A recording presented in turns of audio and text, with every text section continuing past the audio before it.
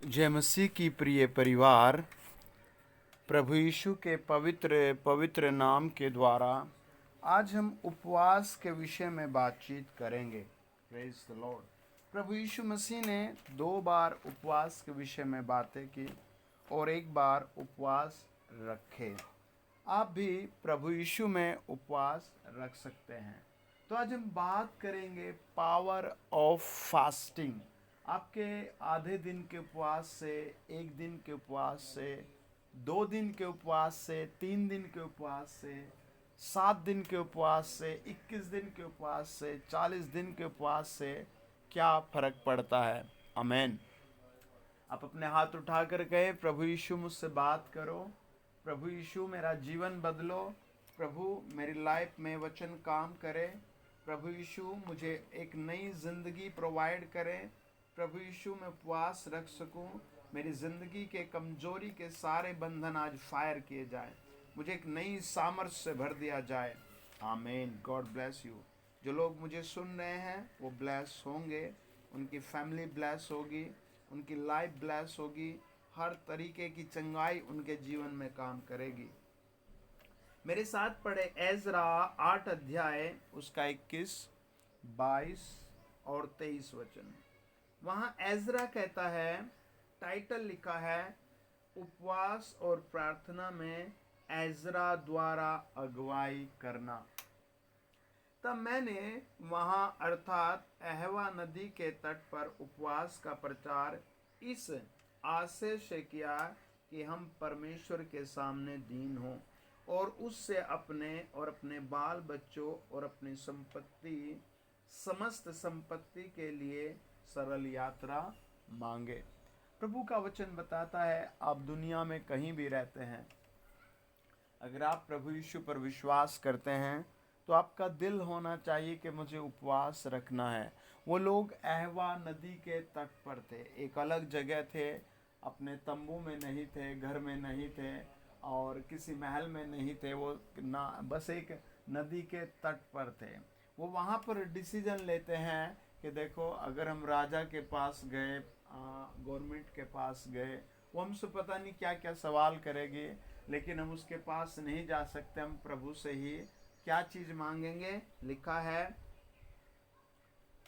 अपने बाल बच्चों और अपनी समस्त संपत्ति के लिए सरल यात्रा मांगेंगे। आप उपवास रखते हैं तो पहली बात आप नरम दीन होते हैं, दूसरी बात आप आशीष पाते हैं। वचन बताता है आप कैसे आशीष पाते हैं। वो कहता है, क्योंकि मैं मार्ग के शत्रुओं से बचने के लिए नंबर 1 अपनी संपत्ति पर आशीष पाते हैं, नंबर 2 बच्चों पर आशीष पाते हैं, नंबर 3 शत्रुओं से बचते हैं। सिपाहियों का दल और सवार राजाओं से मांगने से लजाता था, क्योंकि हम राजा से यह कह चुके थे, हमारा परमेश्वर अपने सब खोजियों पर भलाई के लिए कृपा दृष्टि रखता है और जो उसे त्याग देते हैं उसका बल और कोप उनके विरुद्ध है। इसी विषय पर हमने उपवास करके अपने परमेश्वर से प्रार्थना की और उसने हमारी सुनी। ये उपवास की फास्टिंग पावर है। ये जब आप प्रभु यीशु मसीह के सामने आते हैं उपवास रखकर, तब ये परमेश्वर की सामर्थ उतर आती है। उसने राजा से नहीं, आपके घर में भी ऐसे होगा, मैं फादर जी की हेल्प ले लूँ या मैं किसी से उधार मांग लूँ, या मेरा काम ठीक नहीं चल रहा, या स्वास्थ्य मेरी पत्नी का, बच्चों का ठीक नहीं हो रहा, तो आप प्रभु के पास आएँ, परमेश्वर के सामने बैठे, परमेश्वर की उपस्थिति में बैठे, परमेश्वर के सामने उपवास के सम्मुख आप प्रार्थना करें। जब आप उपवास रखते हैं तो आपके बंधन टूट जाते हैं। मेरी ज़िंदगी में ऐसी बहुत सी बहनें हैं जिन्होंने 2 दिन के उपवास, 7 दिन के उपवास, 21 दिन के उपवास रखकर बांझपन से छुटकारा पाया है, बीमारी से छुटकारा पाया है, अपनी ज़िंदगी को गिरते हुए उठते हुए देखा है। आमीन। देखो, प्रेरितों के काम 13 अध्याय क्या बताता है। अंताकिया की कलीसिया में कई भविष्यद्वक्ता और उपदेशक थे, जैसा बरनबास, सैमोन जो नीगर कहलाता है, और लिकियूस कुरैनी, और चौथाई देश के राजा हेरोदेस का दूत भाई मनाहेम, और साउल। जब वे उपवास से प्रभु की उपासना कर रहे थे तो पवित्र आत्मा ने कहा, मेरे लिए बरनबास और साउल को उस काम के लिए अलग करो जिसके लिए मैंने उन्हें बुलाया है। तब उन्होंने उपवास और प्रार्थना करके और उन पर हाथ रखकर उन्हें विदा किया। अब आप सोचिए, उनकी कलीसिया में ऑलमोस्ट भविष्यवक्ता हैं, ऑलमोस्ट उपदेशक हैं, ऑलमोस्ट राजा के घर के लोग भी हैं, लेकिन वो फिर भी अपनी यात्रा को शुरू कैसे करते हैं? उपवास के साथ करते हैं। ये आपके उपवास की जब आप पावर को यूज़ करते हैं, उपवास रखते हैं, परमेश्वर स्वर्ग से उतर करके दया दिखाता है। आपको उपवास रखना जरूरी है, इसीलिए प्रभु में आपको उपवास रखना जरूरी है। अगर आपको घर बनाना है तो आप कुछ घर बनाने से कुछ पहले कई बार फास्टिंग करें। अगर आपको अपनी बेटी की शादी करनी है तो आप ज़रूर फास्टिंग में प्रभु के सामने आए। जब आप प्रभु के सामने फास्टिंग के साथ आते हैं, परमेश्वर बड़े बड़े काम करने को ज़मीन पर आता है, हर एक तरीके का आपकी सहयोग करने का लिए। अब उपवास का मतलब ये नहीं कि आप खुद को प्रताड़ित करें, आप खुद को बहुत नीचा करें, नहीं। आपको खुश रहना है, आपको वचन पढ़ना है। आप सुबह ही कुछ अगर पानी पी सकते हैं पानी पिए, अगर आप दोपहर में पानी पीना चाहते हैं पी सकते हैं। आप 3 बजे के बाद 4 बजे के बाद उपवास खोल सकते हैं, कुछ फ्रूट खा सकते हैं, कुछ वेज खा सकते हैं, खाना खा सकते हैं, क्योंकि प्रभु आपसे प्रेम करता है, आपके उपवासों पर दया करता है। आपकी सुन करके, आपके उपवास को देख करके प्रभु आपके लिए स्वर्ग से फरिश्ते भेजने वाला प्रभु है। आमीन। जब हम प्रेरितों के काम 27 अध्याय में पढ़ते हैं, बाइबल बताती है पौलुस कई दिन तक उपवास था। हालेलुया। और वो कई दिन तक उपवास के साथ प्रभु के सामने बैठा था। और रास्ते में जब वो जाने वाला था एक जगह से दूसरी जगह, परमेश्वर ने उसे दिखाया भी कि रास्ते में क्या क्या होगा, लेकिन वहाँ के लोगों ने उसकी सुनी नहीं, नुकसान उठाया। और प्रभु का वचन बताया था जब वो फास्टिंग में था, प्रभु ने उसके उपवास के कारण पूरे जहाज को बचाया। आमीन। क्या आप उपवास रखेंगे?